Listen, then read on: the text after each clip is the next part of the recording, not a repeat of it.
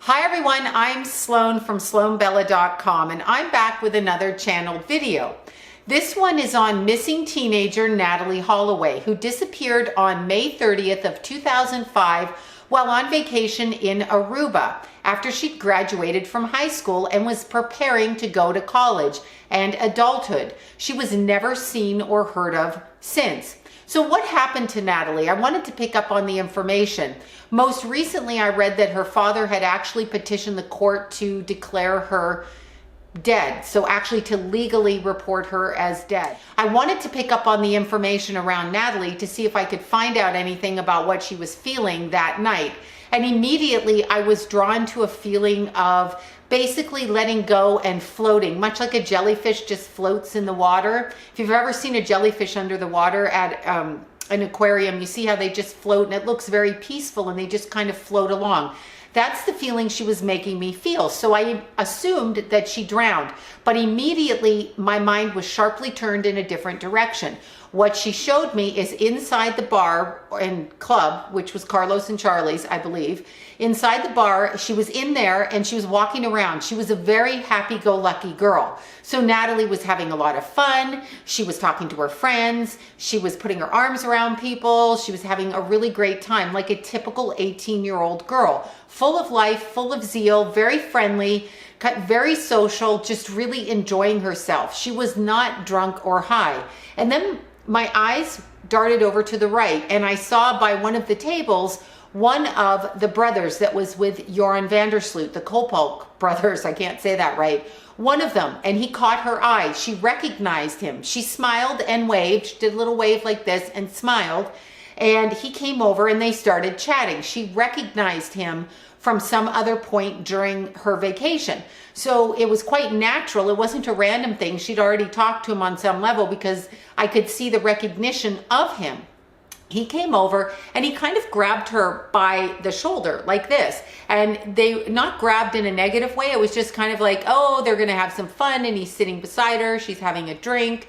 She was having a drink. And then suddenly her head is very much like the jellyfish that I described. She's floating. She's very free. She's not thinking anything of it. There's no like, I'm throwing up, I'm drugged, I feel sick, I feel nauseous, take me to the doctor, none of that. What this is a feeling of just like, it's a hypnotic, kind of when people sleepwalk or sleep eat, she reminds me of that, as though she's moving through the situation in that capacity. She's just wandering, not really sensing anything wrong, but feeling a little bit disconnected from the reality, but still not aware that there's something hugely wrong.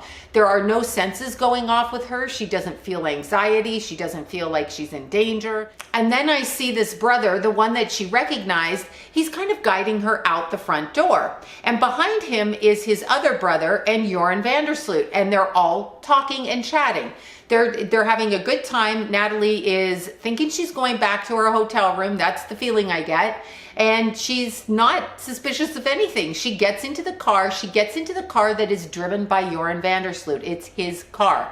The one brother that she recognized sits beside her, the other brother in the passenger seat, and Natalee is right behind the driver. The windows are open. I can feel the wind in her hair. I can smell the smoke from the driver. Joran is smoking a cigarette. I see the smoke wafting back. I see water to the right, the passenger side, and then I see them going down the road to the left. I see a sharp turn being made and Natalee is unaware of where she's going. But this still doesn't raise any alarm. She's like not paying attention. She's like, oh, this is cool. The wind's in my hair. I'm having fun. I'm going back to the hotel. I'm enjoying my time. So she really is just enjoying where she is and what she's doing. There's no problem there with her. The car suddenly stops and she's looking around and it's kind of an isolated area. The beach sand is grayish around her and there is some driftwood. I want to call it driftwood. It's kind of dusky dark out, so you can't really see. There aren't lights around it. There aren't houses necessarily around it. And I don't see any people. This is kind of deserted. So Natalee suddenly like looks around and wonders, where are we? Now, I don't know if she actually asked them out loud or was just thinking this in her head. So she kind of wondered, like, where are we? What are we doing? What's happening? And then she steps out of the car. And as she steps out of the car, I see her glance back, and she sees, it's just in her feeling, the three boys or three young men kind of around the car and around her, and she's looking up at them but backwards. So her head is turned backwards and kind of like this, and she's looking up, but she's on the ground. So it's like she had opened the door and like fallen on the ground. So her legs are not working right. And she gets up and she's trying to run, but you know what it's like to run in sand. And it's kind of, she's trying to run in, but it's difficult for her. And she kind of is on her knees, gets up, runs, and then she's doing this, but I still don't feel fear the way that you would think. She's just, for some reason, laughing, trying to get away, but she is aware that they're circling her. And what it's reminding me of, like wolves circling their prey, or those coyotes circling their prey. That's what she's getting the feeling of, but she's just coming to it ever so slightly. She's coming to those feelings ever so slightly. So Natalie is feeling like there is some coyotes behind her following and closing in and closing in and closing in. And I see her try to get up. This is the first inkling that she has a little bit of panic. I feel her heart skip a beat, and she's trying to get up. I see Joran van der Sloot walk up rather slowly, rather cockily, rather confidently, grab her by the back of the head, her hair, and pull her backwards. So she falls backwards onto her butt and is kind of dragged a little bit through the sand backwards. Then I see her kind of sitting on the ground, and the three boys are like circling her, just like coyotes or birds of prey around their victim.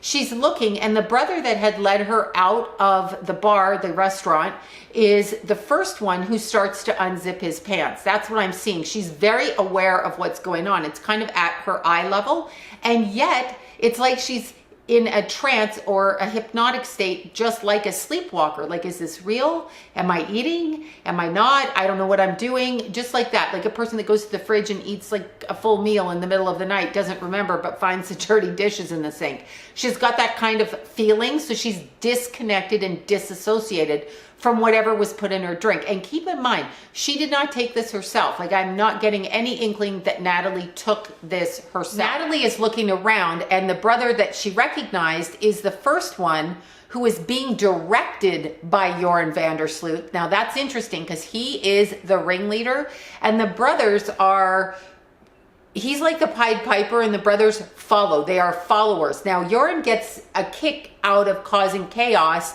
and directing people to cause chaos and harm other people. It's something he does. There's a feeling of like, I want you guys to do what I tell you to do because that's what you do. So he's the ringleader of the bunch, and he enjoys it. So he's directing this boy what to do. All of a sudden, and I don't know if it's from the shock of what's happening to Natalie or because they are roughing her up, moving her a bit, and if she just freezes and shuts down, but I suddenly see her eyes go back in her head and she kind of knocks out. What I'm feeling with that is she either had some kind of fear, stress reaction and passed out, or most likely the drug was having a reaction in her body with the alcohol that was put into. But again, she didn't do this to herself. So she was unaware that that was actually in her system. I'm being shown that very clearly. This isn't something Natalie did on her own. She's unaware of why she's feeling like this. And suddenly I'm seeing her kind of fall back, and she's basically motionless. Now I see the three boys, men, come around her and kind of nudge her, kick her, move her, push her, and she's not responding. And I see one of them lean down. It's the brother, the one with his pants open actually, leans down to see if he can feel air or breath. And for some reason he can't. I see these boys shaking and moving, and I see Joran van der Sloot just actually looking. He's not necessarily worried about it or not worried about it. He could actually care less. I see them get into a car. They kind of roll Natalie over on her side, but she ends up face first in the sand, and they leave her there, which is interesting. They go back down the road and stop at a phone place outside of what looks to me to be like a porch or a general store or something like this. There's a phone call made. there's an older man on the other end of the phone call, and I see that man returning to where Natalie's body is with two other men. These are grown men. These are adults. One of them, he goes right up to Joran van der Sloot and kind of slaps the side of his head and starts scolding him. And they're moving Natalie's body. I get the feeling that this is Joran's father. I feel like it is, and I feel like there's two other men connected with him, or it kind of reminds me of like a mob circle when people come in and they do stuff and they come around. So there's a feeling of this is what we're doing. This is what's happening. You're going to do this. And then they smack Joran in the face. Like, it's like, smack, you're an idiot. It's almost like, God, how many times do you do this? So there's a feeling of this kid is a moron who does this shit all the time. And it feels like the men are used to this happening. And so they're cleaning up this kid's mess constantly, and the father's mess, oddly enough. Now the father is telling them something, and I can see it off in the distance. And when I say I can see it, I get little images in my head. I don't necessarily hear it, because some of you have asked me, well, if you can see this and you can see this, why can't you see the killer? Okay, it's a good question, but I'm not going to hear it outright the way that you think that you'd hear it, okay? So I'm not going to hear it necessarily outright. I get images, and I have to make the translation from the best of my ability. So I do it the best I can in the way that I feel comfortable doing it. That's how I read. Anyway, getting back to the story here, when I look at Joran in the distance, it feels like this is his father, and it feels like they drive back into town. There's two cars, and I can't see where they've put Natalie, but they've hid her off in a corner. Now, what I am feeling is she's kind of rolling back in her head. I don't feel she's dead at this point. I feel like they may have left her thinking she'd wake up, thinking she wouldn't wake up, something like this, maybe leaving her to be found later on. I don't think they're trying to do anything to hide her, because I don't think that they think that she's dead. The next day, I see them go back, and Natalie is deceased at that point, probably somewhere over the nighttime she was deceased, and I feel like it had to do with the drug interaction, and maybe she aspirated on something. That's the drowning feeling, the aspiration, because she's not alive when they go back to check on her. They want to see if she's there. They kind of left her and then went back. After going back to check on Natalie, they see that she's not breathing. They probably should have taken her to the hospital to get her checked the night before, but they didn't want to do that. So she passed away with nobody around her, is what I'm seeing. I also feel, when I'm looking around the area, that they moved the body into one location, and I feel like the body has been moved from that initial location to another location.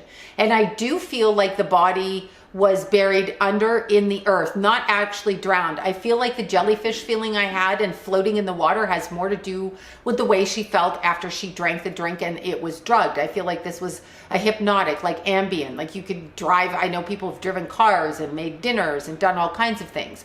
So I feel that she was trying to show me that feeling, and just like she let go. She's definitely on the other side at this point, pointing to Joran van der Sloot. It's interesting. There's a lot of sorrow for him. She feels badly for him, because for some reason I feel she feels that he was indoctrinated into this lifestyle by the family around him.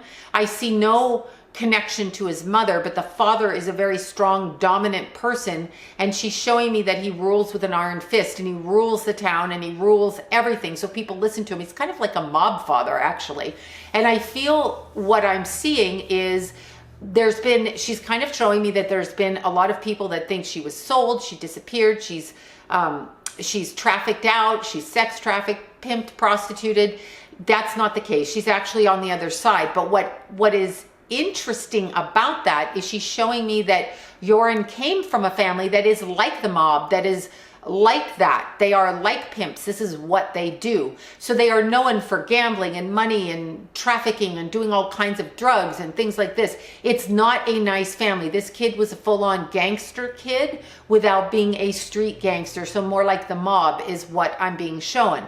I'm also being shown that his father is not a nice man, not a nice person. The father is somebody who really directed the kid. There's a lot of things that we don't know about the family that are accepted by other people in high positions of authority all around that part of the world, not just in Aruba, in other areas. So Joran pretty much had carte blanche to what he was doing and how he did it. Now, an interesting caveat, the second girl that was murdered after Natalie disappeared and Joran was caught for the murder in the hotel of that other little girl that was 20 something or 20 maybe even, there's other circumstances behind that Natalie's telling me. There's things that are not known. Natalie is not necessarily happy with her father and says that he's connected to things that she doesn't necessarily agree with as well. Now, she separates her parents very much like this, and neither one is she that connected to. She's connected, but not connected. That's not her thinking at this point. Her thinking is, and this is because it's like people are asking if she'll be found. This is what I'm hearing in my head, if she'll ever be found. And I don't feel she's going to be found because I feel she was moved in two different places. And then I do feel the water was involved in the disposal of her body or some kind of liquid. So there's a combination of things that went on over several years. And it wasn't just Joran doing this. It was people that were doing for him in order to hide the evidence, in order to help the family, in order to not get shot. I have no idea why you would do this. I certainly wouldn't, but it feels like these people were basically protecting that family or that circumstance. So there are a lot of people that know what happened, probably 6 different people. Natalie wants people to know she's kind of angry at herself. She wasn't ready to go. This was not a karmic thing. This was a new karmic thing. So Joran van der Sloot started a new karmic cycle with her. She's not happy about this. This isn't that they knew each other in a past life and it was meant to be and it was her exit out. She's not saying that. She had a lot of things to do and it's kind of mad that she was taken out of her life. Sometimes, as in the case of domestic violence in a marriage, these are two people like Nicole Brown Simpson and O.J. Simpson. When they come back, there'll be karma between the two of them as whomever they come back as. This was not the case with Natalie and Joran van der Sloot. He did this, and she's letting me know that it was very carefully designed on she was the teacher to him, and it was designed to unravel him in this life, to put him on a new path. Obviously, he's a sociopath in this life, a narcissist, a sociopath, a psychopath, or whatever, because who does this and does it again? But she's asking you to look at the bigger picture around it. What was really going on in that family circumstance? That's how she's wording it to me.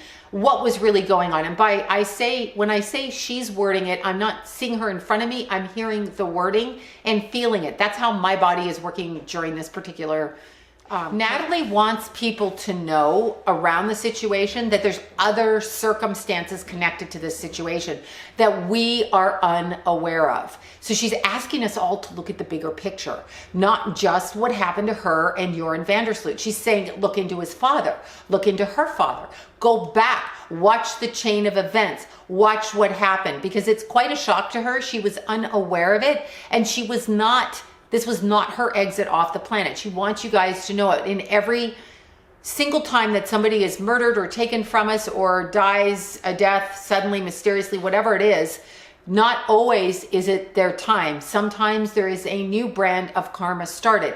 And by karma, what I mean by karma is the lesson in life. So what lesson do we have in life and what are we learning? That's what karma is. Karma is about balance. It's not necessarily you punched me, so I punch you back.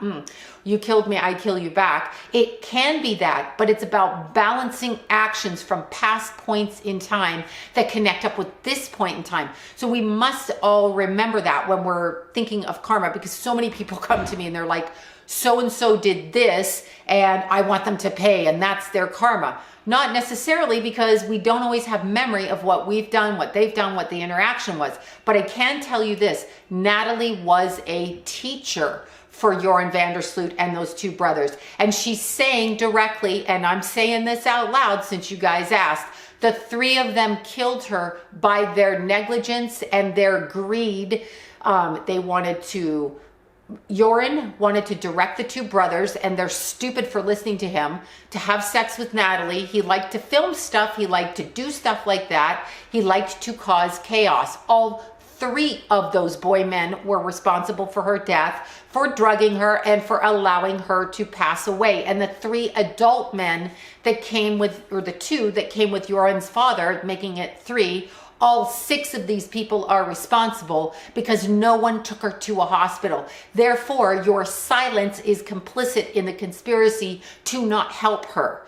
That's how I'm wording it. So hopefully that is a clear explanation. And once again, my name is Sloan.